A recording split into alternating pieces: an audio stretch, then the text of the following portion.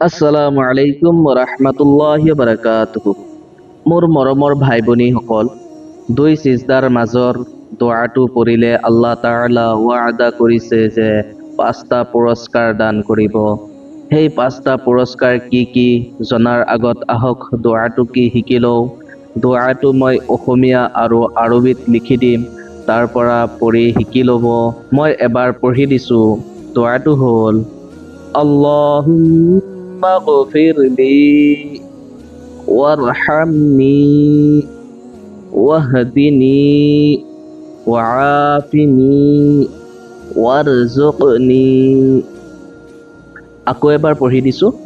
اللهم اغفر لي وارحمني واهدني وعافني ৱাৰজুকনি।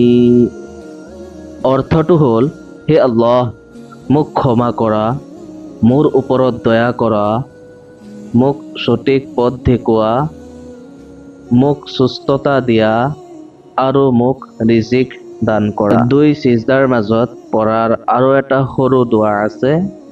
দোৱাটো হৈছে ৰব্বি গফিৰলি, ৰব্বি গফিৰলি। হে আমাৰ ৰব, আমাক ক্ষমা কৰা। হে আমাৰ ৰব, আমাক ক্ষমা কৰা। ভাল লাগিলে লাইক, কমেণ্ট, ছাবস্ক্ৰাইব কৰিবলৈ নাপাহৰিব আৰু এনে ধৰণৰ নতুন নতুন ভিডিঅ'ৰ বাবে বেল আইকনটো প্ৰেছ কৰি ৰাখিব। ধন্যবাদ। আসসালামু আলাইকুম। আল্লাহ হাফিজ।